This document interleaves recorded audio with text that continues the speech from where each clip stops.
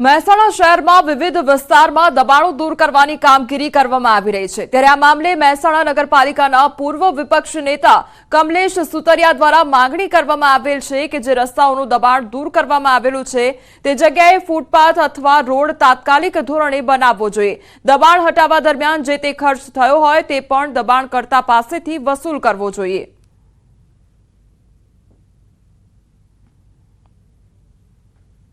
મહેસાણા નગરપાલિકાના સત્તાધીશો જે તે વખતે જે કામ ન કરી શક્યા તે મહાનગરપાલિકા બન્યા બાદ હાલના કમિશનરશ્રી તથા ડેપ્યુટી કમિશનરે સારું એવું રાધનપુર રોડ હોય ત્યાં આગળ દબાણ દૂર કરવાનો પ્રયત્ન કરેલ છે, પરંતુ મારું આપના માધ્યમથી એવું કહેવાનું છે કે આ દબાણો તો દૂર કર્યા, પરંતુ ત્યાં આગળ ભવિષ્યમાં ફરી દબાણ ન થાય તે બાબતે પૂરતું ધ્યાન આપવું જોઈએ।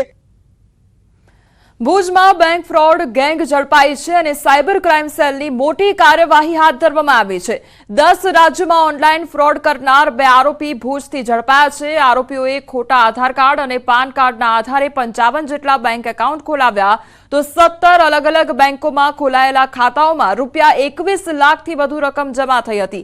આરોપીઓએ ખોટા સરનામા સાથે દુકાનોના નકલી દસ્તાવેજો બનાવી બેંકોને ગેરમાર્ગે દોર્યા હતા તો લોકલ ક્રાઇમ બ્રાન્ચ અને સાયબર ક્રાઇમ સેલની ટીમે આરોપીઓને પકડવા સફળ ઓપરેશન ચલાવ્યું। બેંક કર્મચારીઓની સંડોવણી વિશે પણ તપાસ હાથ ધરવામાં આવી છે।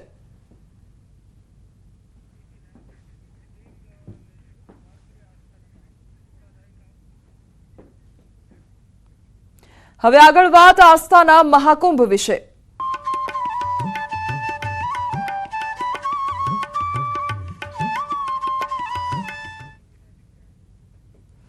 મહાકુંભમાં 34 કરોડ લોકોની આસ્થાની ડૂબકી લગાવવામાં આવી છે અને મહાકુંભ સ્નાનનો ભવ્ય આકાશી નજારો પણ સામે આવ્યો છે।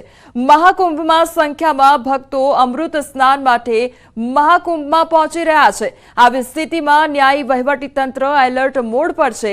મુખ્યમંત્રી યોગી આદિત્યનાથે આજે પ્રયાગરાજમાં અમૃત સ્નાન ઉત્સવ બસંત પંચમીની તૈયારીઓની સમીક્ષા કરતી વખતે વ્યવસ્થાઓને ઝીરો એરર રાખવા સૂચના આપી છે। આ ઉપરાંત મુખ્ય સ્નાન ઉત્સવો પહેલા અને પછી કોઈ પણ પ્રકારનો વીઆઈપી પ્રોટોકોલ લાગુ કરવામાં આવશે નહીં તેમજ ટ્રાફિક વ્યવસ્થાને વધુ કાર્યક્ષમ રાખવા સૂચનાઓ પણ આપવામાં આવી છે જેથી ભક્તોને કોઈ પણ પ્રકારની મુશ્કેલીનો સામનો કરવો ન પડે। અત્યાર સુધીમાં 34.33 કરોડ લોકો મહાકુંભમાં આસ્થાપૂર્વક ડૂબકી મારી ચૂક્યા છે। વળી લોકો હજુ પણ સતત આવતા જતા નજરે પડી રહ્યા છે।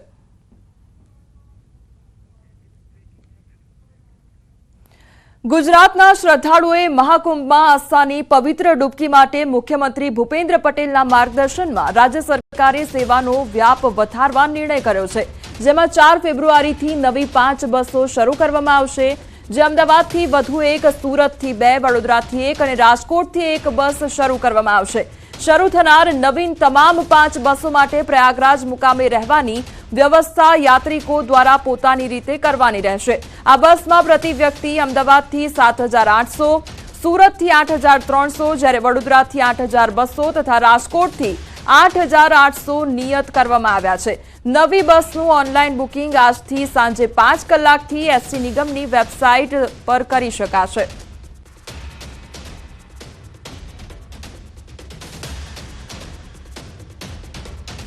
પ્રયાગરાજ ખાતે ચાલી રહેલા મહાકુંભનો અત્યાર સુધી કરોડો લોકો લાભો લઈ ભક્તિમાં લીન થઈ ચૂક્યા છે।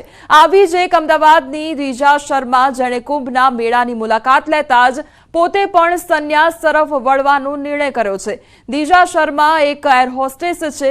જ્યારે ન્યૂઝ 18ની ટીમે રીજા શર્મા સાથે વાત કરી ત્યારે તેમણે પોતાના જીવન સાથે જોડાયેલ ઘટનાઓ વિશે જણાવ્યું અને તે કેમ સંન્યાસ લેવા તરફ જઈ રહી છે તે પણ જણાવ્યું છે। મહાકુંભ મેળો ચાલી રહ્યો છે અને મહાકુંભ મેળામાં પણ ઘણા લોકો વાયરલ થઈ રહ્યા છે। તેમાંની છે એક અમદાવાદમાં રહેતી એર હોસ્ટેસ દીજા શર્મા કે જેઓ સાધ્વી બનવા તરફ જઈ રહ્યા છે, સંસારથી સંન્યાસ તરફ જઈ રહ્યા છે। દીજા જે વર્ક કરતા હોય છે, આપણે જે પોઝિશન ઉપર હોય છે એ પોઝિશન લેવા માટે લોકોની ડ્રીમ હોય છે, પરંતુ એર હોસ્ટેસ તમે છોડી અને હવે સંન્યાસ તરફ વળી રહ્યા છો, કારણ શું?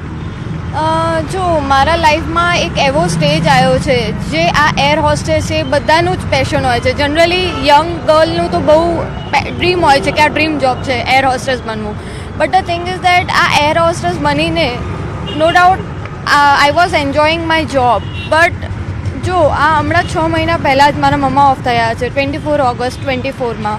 તો એ પછી મેં આખું લાઈફની રિયાલિટી જોઈ છે. મેં લાઈફમાં બધું એક્સપિરિયન્સ કરી લીધું છે કે લાઈફમાં તમારા સાથે જ્યારે તમારો દિલનો વ્યક્તિ જતો રહેશે ને તમારાથી દૂર, તો તમને લાઈફમાં રિયાલિટી જે ભગવાન બતાવશે ને એ ભગવાન બધાને બતાવી દે છે. કોઈ મારા સાથે ઊભું નહોતું એ ટાઈમે, not even my XYZ relatives, friends, best friends. તો હવે મને એમ લાગે છે કે આજે મેં ભક્તિનો માર્ગ ચૂઝ કર્યો છે એમાં મને એટલું મેન્ટલ પીસ મળશે અને આ ગોડે મને એમના તરફ ખેંચ્યા છે. જ્યાં હું સંન્યાસ લેવા ગઈ હતી ત્યારે ત્યાં હું મહાકુંભમાં ઘણા બધા ગુરુજી, ઘણા બધા માતાજીને મળી.